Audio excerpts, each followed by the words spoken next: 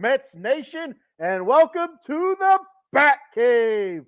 I'm your host, the BatFrie, of course, Kenny Fry. You know what day it is. If the Bat Cave is on, that means it's Hump Day! Hump Day!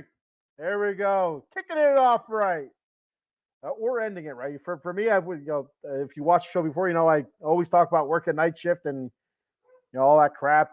But for me, it's I'm just about ending my day here. I can't wait to go to bed, and uh, I'm excited to lay down underneath the covers. It'll get all warm and toasty. There's nothing like that. That's the one good thing about wintertime that you can't do during the summertime. Like summertime, if you throw the AC on, you can kind of get warm and cozy. But in the wintertime, it's you get underneath the blankets and up to your nose in the blankets. And, it's there's nothing like it. It's a great feeling. As long as you're not like shitting yourself underneath the blankets, and then that's another issue. Uh, anyway, so it's not going to be a particularly long show today. Just a couple little topics. Actually, it's I'll be talking about some of the stuff that I was talking about last week, bullpen stuff. After the Mets made a signing yesterday, 2 days ago, whatever it is, and also some news about Tyler McGill's elite pitch. So we'll go ahead and talk about that, and we'll take a look at the bullpen real quick before I hop off. Like I said, it's not going to be a long show, so usually I go about an hour or longer. So if you're not on now and you're expecting an hour show, like I'll just check him out in a half an hour. He'll still be on. There's a good chance I may not be on. So just throwing that out there. And of course, I read every comment. So we'll start off with the number one fan, Eileen. Hope Day! What's going on, Eileen? Thank you for checking the show out. Thank you for commenting. I appreciate it very much. Number one fan A. There's one fan A, one fan B. Her and Adam Glenn are both number one. So putting that out there in case Adam Glenn's watching so he doesn't attack me next time I see him. Jump on me like a spider monkey trying to choke me out and stuff. I don't need that stuff. I'm getting old. So's he. So, all right. So let's kick this off right. The Mets re-signed, I guess you could say, Adam Ottavino yesterday, 2 days ago, whatever it was. It's kind of it sucks ass for him, but it's good for the Mets. They saved a little bit of money, but he loses a little bit of money. But the way you look at it, I mean, if he would have agreed to the option or picked up his option, however you want to say it or word it, whatever, we all know what I'm talking about. He would have made, I think, $6.5 million this season, upcoming season, if he would have, exercised his option. I guess is the right phrase. Maybe, I don't know. But now he's being signed to a 1-year deal with the Mets for $4.5 million, and so he loses $2 million. But then again, he's still getting paid $4.5 million. So, I mean, I get it. $2 million is a lot of freaking money, but he's going to be all right, I think. I think he's going to be okay. I think his children will be able to eat, this week. It might be some ramen noodles and hot dogs, maybe, and hot dogs not with good rolls. I'm talking hot dogs on stale bread, maybe, but he'll be fine. I think he'll be okay. But, he might be the kind of guy that kind of bet on himself, figured, what, didn't have a great season in 2023, but still wasn't an overly terrible thing. The relief pitcher market is always high in need. I don't know if it's even the right phrase either. It's always high in demand. That's what I meant to say. High in demand, and because I've talked about this so many different times. It's like beating a dead camel here on Hump Day. Bullpens are so up and down every year. 1 year you might have the best bullpen in the league. Then the next year you might have, one of the bottom, 10. It's so up and down. 1 year a relief pitcher is a 5 ERA, giving up home runs everywhere, walking people. Then the next season, he has a low 3 ERA, controlling his pitches, not walking many people, keeping the ball in the ballpark. Stuff like that. So it's always up and down for relief pitchers. It's hard to find a good, consistent relief pitcher that year in and year out is fairly close to being the same. Adam Glenn checking in. What's up, Adam? The other number one fan. What's going on, buddy? Thank you for checking the show out. Thank you for commenting. I appreciate it very much. So back to the relief pitching market. So when you look at somebody like Adam Ottavino still being available, and he's been fairly consistent. Looking at his stats, I think I did stats last week too, but anyway.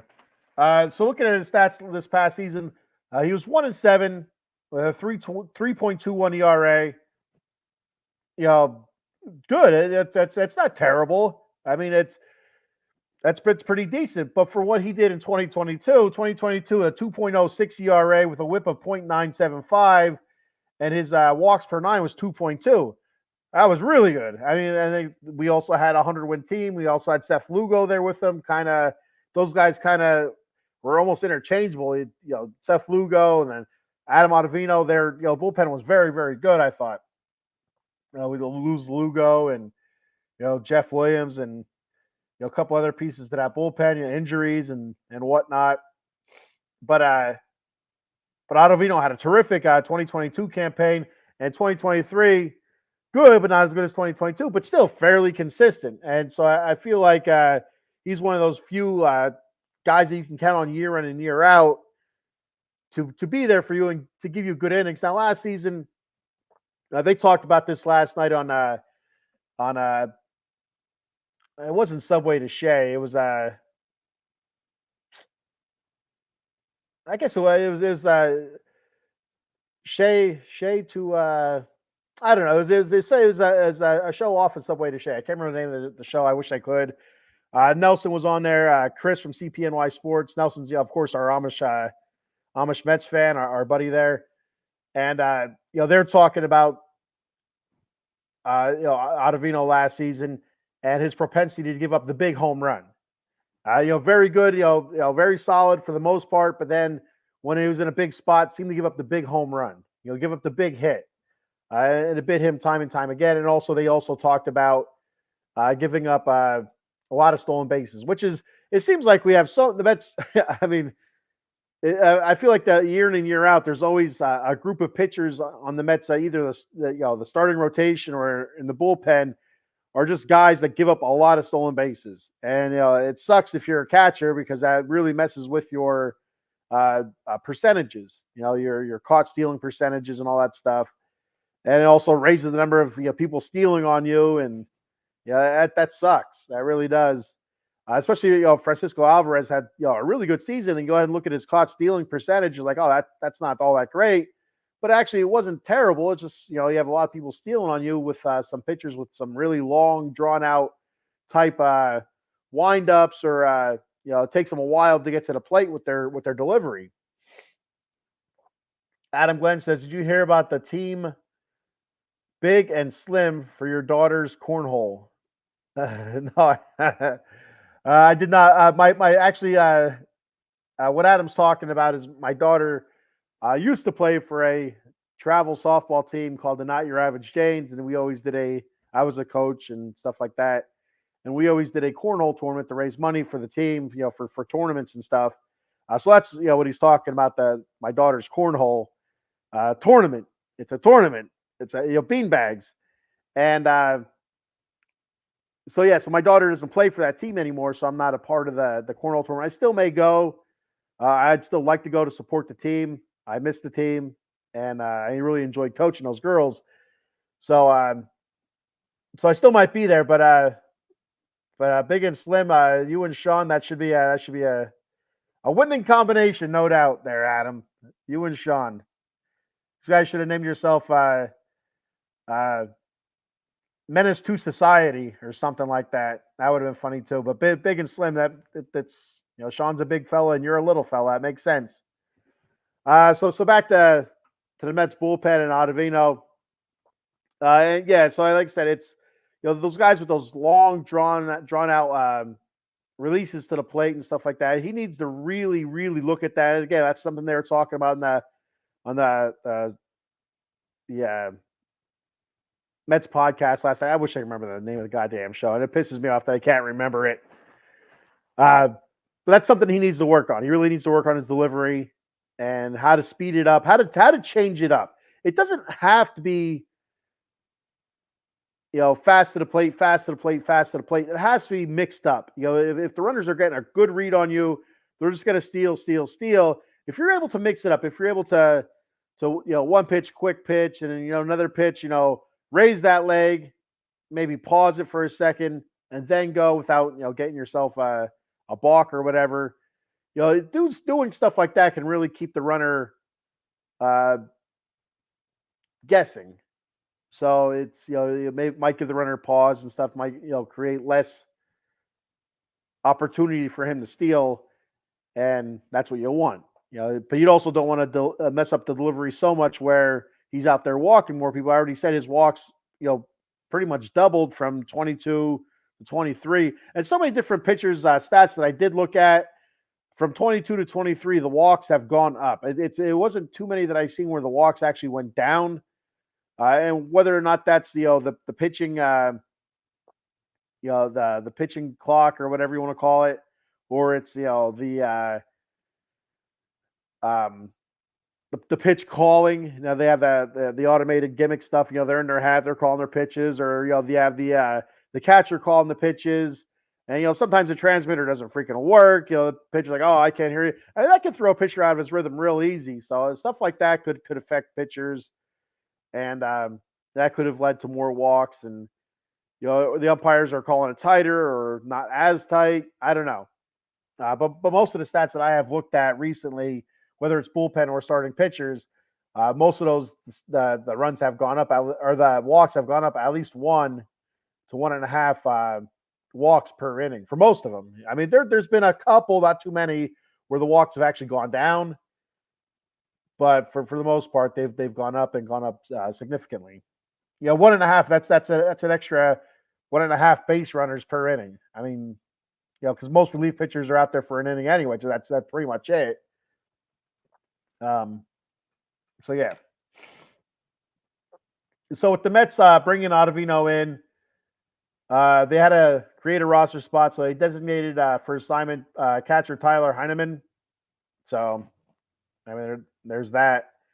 I did see somebody comment on the old X, or Twitter, as us old folk like to call it, that Tyler Heineman actually was listed above Tomas Nido on the depth chart.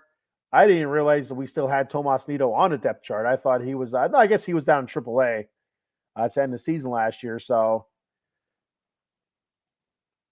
hey, Stacy!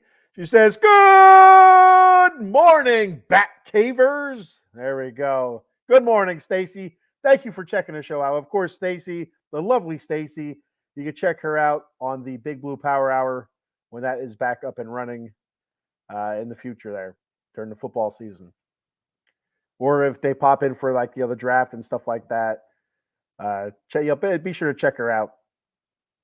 Her and Dan the Man, Danny on Wheels, talking New York Giants football. There you go. Hopefully they can turn it around next season for all you Giants fans out there. Usually a lot of Mets fans are Giants fans as well. So hopefully the Giants can turn it around and knock the Eagles and the Cowgirls off their perches.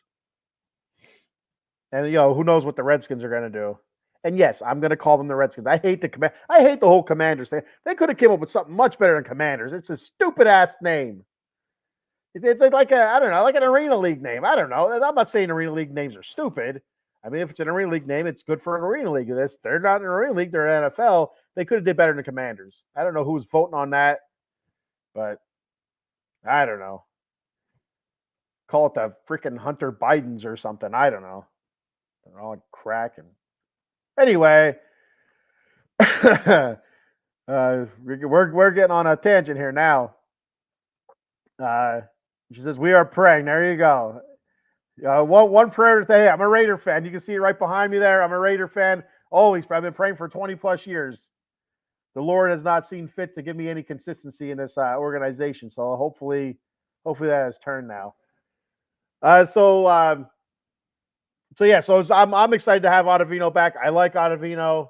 I like to see him in the bullpen. And you look at it, the back half, which I consider the back half of our bullpen, is shaping up fairly nicely. looking at it right now, the way it sits. And so I went to CBS Sports. I was looking at the depth chart on MLB.com. And I'm like, I don't even know how to construct this bullpen. I talked about it last week. And the way I had it constructed last week, before we got Ottavino, I had Diaz, closer Raleigh set up. And I had Phil Bickford, Sean Reed Foley, Michael Tonkin, and Drew Smith as our bullpen for the most part. But according to CBS Sports, this is the bullpen that they think the Mets are going to roll out with, which again I don't think is, I don't think that's all that bad. For the back half, the front half to middle to front half, I don't know what the hell to expect. Like I said, again, it's feast or famine in the bullpen. Sometimes it's famine, sometimes you're feasting. So Diaz, of course, closing. And so the last two seasons, you look at it, comparable, numbers, at least saves wise, 32 saves from 21 to 22. Of course, he was 23 with that injury that he suffered in the World Baseball Classic. But you look at his ERA in 21, 3.45. When is part of the big trade and stuff like that. And people are not too happy with him because of the ERA so high. He's blowing saves. Still had 32 saves, but still blew a bunch of saves in 21. But then in 22, really buckled it down. Played awesome. 1.31 ERA, 32 saves. That's the Diaz we want to see. I don't know the Diaz that we're going to see coming off an injury like that. I mean, it might be a slow start for Diaz. It might be, I don't know. It might be one of those things where it takes him half a season to start feeling like Diaz of old. So I wouldn't be shocked. I'm not saying it's going to happen. I'm not, because I've never been a relief pitcher in the Major League Baseball, I don't think. But Diaz, he could start off slow, until he gets comfortable with that. It's one thing to be out there pitching bullpen sessions or pre-10 games, but as soon as he gets out there in spring training and into real games and stuff like that, we'll see how he does. We'll see how much confidence he has in that knee and stuff. That'll be huge. That'll be a telltale sign, because you tear something in any part of your body, but you tear a ligament or a tendon in your knee, it plays on your mind. It really does. I had ACL reconstruction surgery when I was in high school. And, that was before my junior season of football. And I went into my junior season. I rushed back. I was able to make it back for double sessions. And I made it back for the season. But I'll tell you what, every time I was running, I was kind of short stepping that stride, because I was afraid to overextend my leg. I was afraid it was going to buckle. And I was afraid I was going to tear my ACL again. And it took me probably 3/4 of the season before I felt comfortable enough to really stride out and get moving. So it was almost like a wasted season, to be honest with you. So that's what I worry about Diaz. Hopefully he comes out like a ball of fire and he plays just like he did in 2022, but we'll see what happens there. But they had Ottavino as a setup man. I think Ottavino and Brooks Raleigh could alternate as setup men. I would be surprised if that's what they did, but we'll see. We'll see what happens there. It's 2022. Absolutely terrific season, like I said before, for Ottavino. 2.06 ERA, 9.75 WHIP, and a 2.2 walks per nine. And then 23 struggled, but still had decent numbers. 3.21 ERA, 1.216 WHIP, and a 4.2 walks per nine. A little Mike Wazowski here. Brooks Raleigh. He was new to the Mets last season from the Rays. 2022 with the Rays, 2.68 ERA, a .969 WHIP, and a 2.5 walks per nine. With the Mets, a very good season with the Mets, I thought. 2.80 ERA, 1.262 WHIP, so that rose, and a 4.1 walks per nine. Again, almost double. Not quite double, but almost two runs more than what he gave up the season before. And a little bit of lockup there. If I forgot what I was going to say. Drew Smith. They have him in the middle of the bullpen. I'm not overly excited about that, but you never know. You just never know. In 2022, 3.33 ERA, 1.152 WHIP, 2.9 walks per nine, And 23, 4.15 ERA, 1.402 WHIP, and a 4.6 walks per nine. Again, you see those walks raise up. I think I could be wrong. I should have wrote it down, but I didn't. Drew Smith, I think his workload pretty much doubled last season. So you kind of look at that a little bit and see, maybe that's why it was a struggle for him. But I feel like the whole season was a struggle for Drew Smith. So it's not like, he got tired at the end of the season. That's when he struggled. I feel like, beginning, middle, end, he struggled at times. There's times he looked really good too. So, it's easy to be angry at him, but you got to kind of take a step back and say, there were times where he wasn't terrible, but there were times that he was. So it kind of goes back and forth. Then CBS Sports also had Jorge Lopez, another right-handed pitcher, in the bullpen there. 2022, 2.54 ERA, 1.183 WHIP, and a 3.9 walks per nine. And then 2023, 5.13 ERA, 1.268, but a walks per nine at 2.5. So he was able to fix that, but everything else went up. His WHIP not terrible, 1.268. So that's encouraging. DRA is a bit high, but encouraging WHIP. The walks hits per innings pitched. Michael Tonkin, in 2023, 4.28 with the Braves. We got him from the Braves as a free agent. A 1.619 WHIP. It's a bit high, and a 5.1 walks per nine. Johan Ramirez, 2022, 3.67 ERA, 1.296, 4.3 walks per nine. And then in 23, 4.23 ERA, 1.461 WHIP, and a 4.0 walks per nine. So walks per nine pretty close there. And then Phil Bickford, they have rounding out the bullpen. 2023, 4.62 ERA, 1.342 WHIP, and a 4.6 walks per nine. So that's what CBS Sports has as our bullpen right now. I'm not sold on it. That's where I think, you look at that, all those guys are right-handed pitchers except for Brooks Raleigh. The Mets really need to go out and get another left-hander. I talked about this last week. I said Wandy Peralta is, of course, the guy that you want. He's been consistent. He had a couple great seasons with the Yankees. So that's the guy that you want to go out and get. What's he going to cost you? I don't know.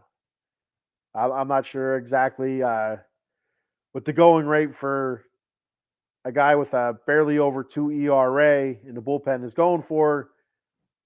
But I would pay it.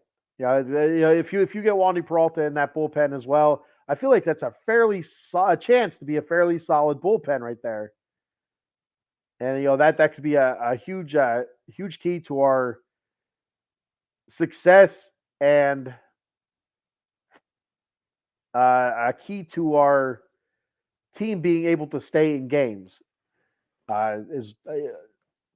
If that makes any sense. Like last season, the bullpen was so overworked. Starting pitching really struggled getting past 5 innings. And you just seen it. It wore on the bullpen. I thought the bullpen played okay beginning of the season, but by the middle of the season, after the June swoon happened, as Frank the Tank, as Mr. Positivity, Frank the Tank calls it, June swoon. From there on, the bullpen was just a struggle. And, they kind of reined it in a little bit near the end of the season, August, September, the end of August and the September and stuff like that.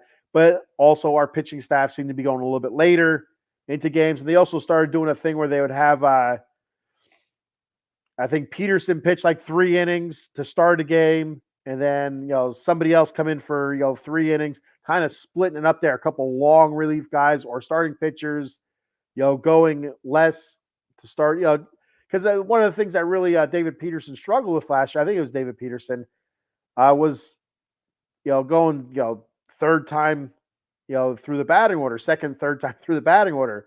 So if you eliminate that, well, then you should get a decent, couple innings out of him at least, where, he's not going out there and getting his face smashed in, as soon as that lineup turns over or they see him, for a third time.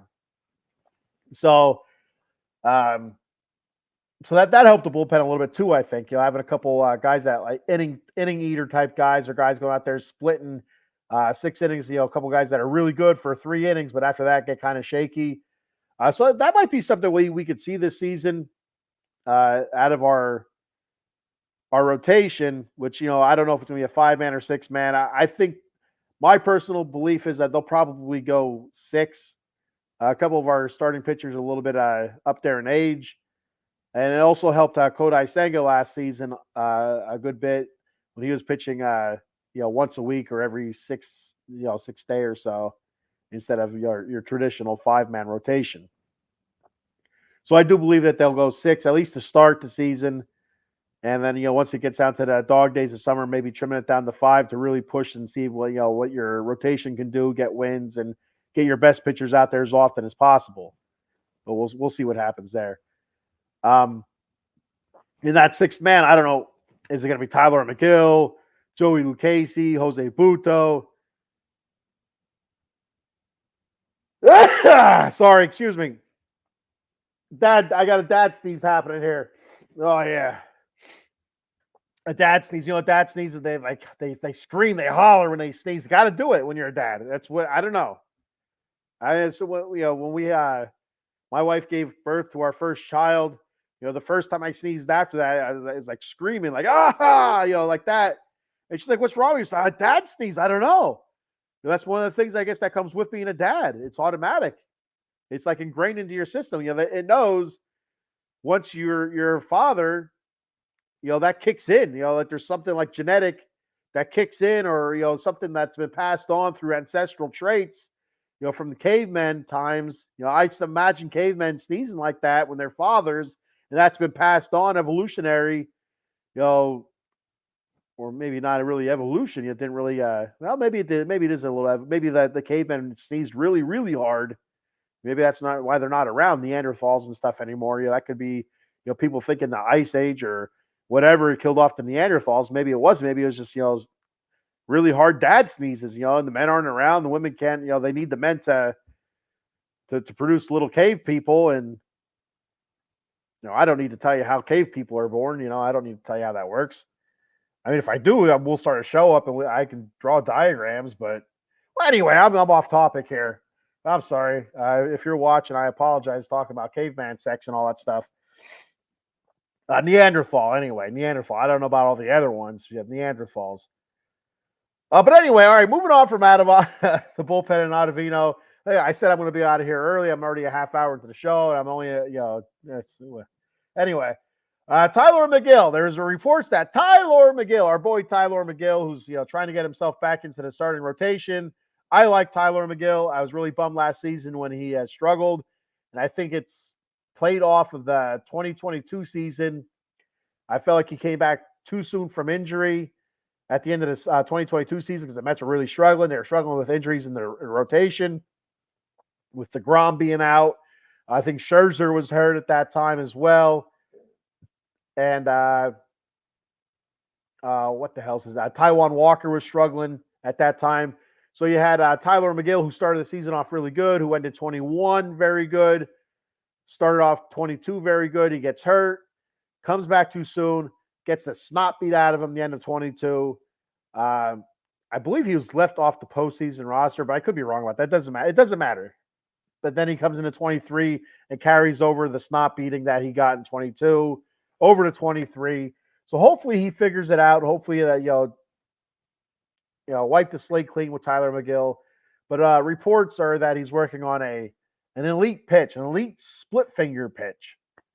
So that's kind of exciting. I know split finger is a very good pitch to have if you can perfect it. A lot of it's a pretty good strikeout pitch if you perfect it.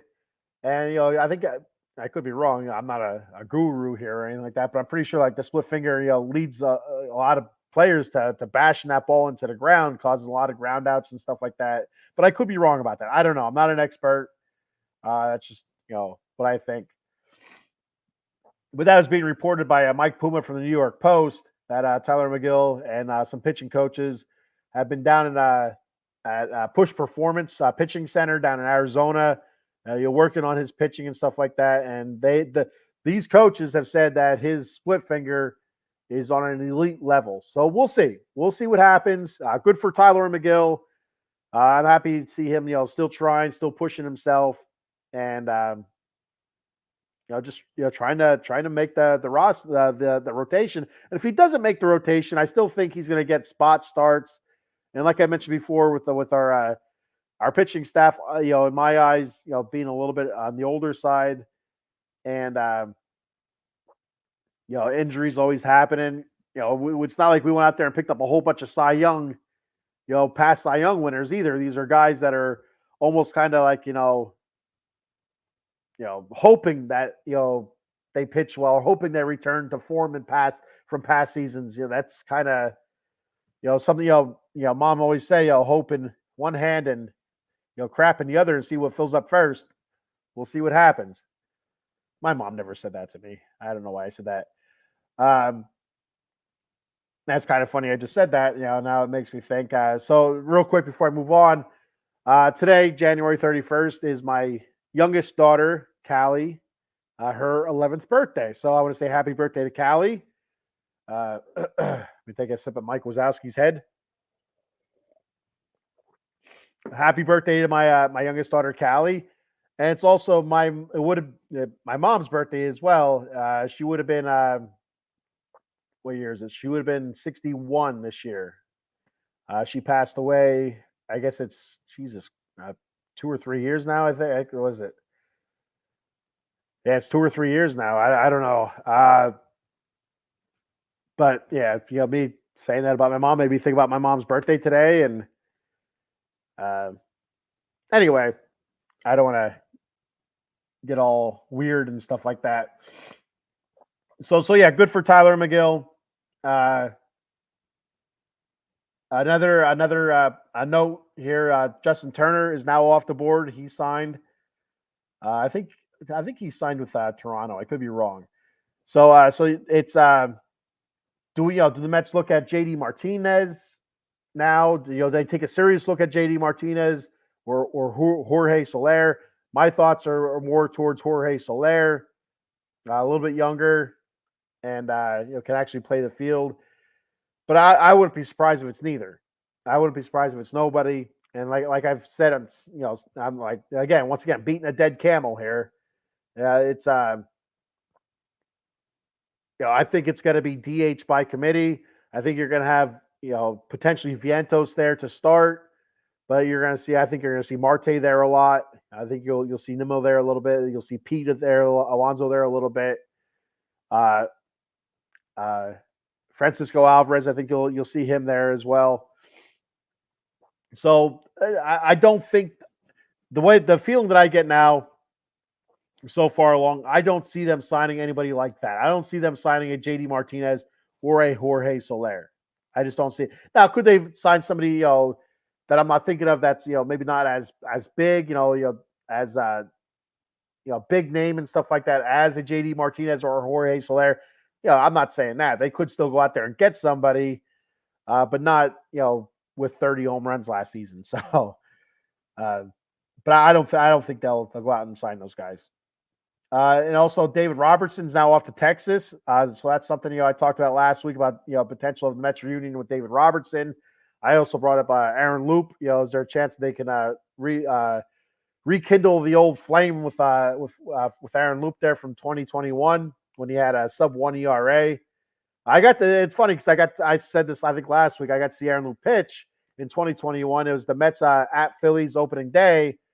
And I wore my Mets stuff, and the Philly fans heckled me, but I laughed about it. It's all fun. But Aaron Loop ended up blowing the game, and I'm like this guy's a freaking clown. Get rid of his ass. And here he had a really good season that year. It was just one game. DeGrom went out there, pitched awesome, shut the Phillies down. They brought Loop in, I think, in the 7th, and it went to hell. So there's still that possibility. Like I said, needing a left-hander. Loop is a left-hander. Wandy Peralta. I'd rather Wandy Peralta. So hopefully they're out there kicking the tires on him. Another ex-Yankee. like Luis Severino. He'll be, I guess, like the Yankees' weird uncle that stops by, just to eat mom's cooking or whatever. Um, so yeah, Robertson's off to Texas.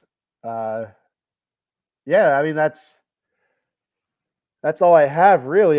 Just looking at it now, notes wise, that's all I have written down. I don't have a top 10 list written down for today. I was a little bit busy, so I didn't get a chance to get to it. But I will have a top 10 next week. Hopefully, I have more to talk about next week. Um, yeah. So yeah, that's all I have for today. Kind of just ended abruptly there. I got kind of looking at my notes. I'm like, shit, that's all I have. Um, Nothing else to talk about though. That's so probably in the next couple of weeks, I'm going to start breaking down positions though, position groups. Like kind of like what I did last season. Now, last season, if you remember, I went throughout the NL East. I broke down uh, who I thought were the top. I ranked the position players from each team, and I'll probably do that again this year. We'll see what happens. Or I'll just do the Mets positions, and because my rankings from last year were shitty, because I don't know what I'm talking about. They kind of out here making it up as I go, I guess. But yeah, so next week we'll have some different stuff. Hopefully there's another signing or two or news to talk about. Besides David Robertson going to Texas. Hopefully next week I can talk about how Wandy Peralta's a Met now and their bullpen is solidified and it's going to be firing on all cylinders and all that good stuff. And the Mets are on their way to the playoffs. And I don't care how they get there. If they get there by winning 82 games and squeak in by the skin of their teeth, through a wild card. It doesn't matter how you get there. It's matter what you do when you're there. Everybody starts off at zero, level playing field. So that's how I view the playoffs. It's not about how you got there. It's the fact that you're there. It's what are you going to do there? Are you able to inflict damage? So, 2022 we did not. It is what it is. All right, so that's all I have for today. Thank you everybody for checking the show out. Oh, you know what? I got to do my sponsor reads every time, every week. I do this. We got Big Al, Jason Fine. You can reach Big Al at 1-800-HURT-123. That's 1-800-HURT-123. Attorney Jason Fine specializes in motor vehicle accidents, slip and falls, workman's comp, and personal injury claims. He has 3 office locations conveniently located throughout Pennsylvania and New Jersey. In Philadelphia, Pennsylvania, the offices are located at 1628 JFK Boulevard, Suite 2120. The phone number there is 267-888-2980. In the Garden State of New Jersey, Cherry Hill, New Jersey, the offices are located at 3 Greensward Lane. The phone number there is 856-209-5258. And in the Steel City of Pittsburgh, Pennsylvania, the offices are located at 500 Grant Street, Suite 2900. The phone number there is 412-365-8151, or you just go ahead and call 1-800-HURT-123. That's Jason Fine, Big Al. And once you get all your legalese taken care of, head on over to monkeycoldcoffee.com and celebrate by buying some sweet-ass coffee. They got the bourbon chocolate chip-infused coffee, toasted coconut rum, Sumatran blend, or they're one of their newer blends, the organic blend, Perula, Florida. Also, not shown on here, they have a golden honey agave coffee. I don't know what the hell agave is, but I know that coffee is very good. I do have that coffee. It's also good with a little bit of honey jack in there, some Jack Daniel's honey, a little bit in that. It really gives it a little bit of kick. It's good stuff. Honey jack by itself is good. Golden honey agave coffee by Monkey Cold Coffee. That's good by itself. Put them together, and it's a beautiful thing. So yeah, at monkeycoldcoffee.com. Head on over to their swag shop. Also, they got coffee mugs, tumbler cups, t-shirts, cold brew pitcher set, K-cup adapter, And don't forget your Paradise Rum Cake. And at checkout, use that promo code OOTB Sports for 10% off. The promo code, once again, is OOTB Sports for 10% off at monkeycoltcoffee.com. And I'll tell you what, I'm not blowing smoke up your skirts when I say I like monkeycoltcoffee.com. I love monkeycoltcoffee.com. I love the little mascot they have on all their stuff, Roderick. I think he kicks ass. Their coffee's awesome. That Paradise Rum Cake is fantastic. And I'm not blowing smoke. I'm telling you that it's true. It's a fact. If you don't believe me, try it out. Try it out. And, if I'm wrong, come on here and comment. Say, hey, fat ass, you're wrong. And I'll say it on it. I read every comment. I'll say, hey, fat ass, you're wrong. And I'm like, okay, I was wrong. I'm sorry. But you have to like coffee. Don't just go by if you don't like coffee. Oh, he's wrong because I don't like coffee. You have to like coffee. Don't be one of those people. I think it says your sayings are hitting the mark today. They are hitting the mark today. They really are. There's a couple of one-liners. I'm like, that was pretty good. I'm thinking in my head, then I lose my train of thought when I was talking about then because I was stuck on like, oh, that's a pretty good one-liner, Ken. Oh, thanks, Ken. Oh shit, what was I talking about? Oh, I don't know. So yeah, that's all I have for today. I will be live this Friday, 10 a.m. with the Silver and Black Lair, talking Raiders football and the God blessed Kings, Kings hockey, not the Sacramento Kings basketball team, not that crap. LA Kings hockey, still struggling. I can't wait for the freaking All-Star break to kind of hit the reset button on the season. They started off the best team in the league, and then January hit, and so. And that was a wet. That's what that was. It was nasty. Mike Wazowski. Real quick before I head out, I'm going to ask for your feedback. If you could send me a message through Facebook Messenger, or even on X or Twitter, whatever the hell you want to call it, at my on my X account. It's the back cave OOTBS. But I'm thinking about starting a show where I do reviews on stuff. Like for instance, I'm a huge Green Day fan. I love Green Day. They're the first rock band I ever listened to. I'm not going to count Weird Al. Weird Al was the first musician I really liked. Which say what you want about Weird Al, millions and millions of fans can't be wrong. But Green Day was the first real true band that I started listening to and I liked. They just released a new album. I'd like to do a review on it, but I don't know if anybody would actually watch it. And it'd be kind of just me talking about what I like and what I don't like about the album. And I figure I could do that monthly or every couple of weeks or whatever, whenever something piques my interest that's new, that comes out, maybe a movie or a new Batman comic book, which I have a ton of those I could talk about. And just do a quick 15-minute, 30-minute show about that. So let me know your feedback if you guys would be interested in something like that or not. If not, I won't do it. I won't waste my time. But if you are, there would be a viewership for it. Maybe I'll go out there and do it and see what happens. You'll get away from the sports a little bit and talk about some other crap. All right, so that's all I have for today. Once again, I say it. That's like the 5th time I said that, I think. But this time I mean it. I really do. I'm getting the hell out of here. I think I'm going to have a bowl of Honey Nut Cheerios before I go to bed. We'll see what happens. Thank you for checking the show out. Please like, follow, subscribe. Facebook, please go to that YouTube and subscribe to the Out of the Box Sports Entertainment.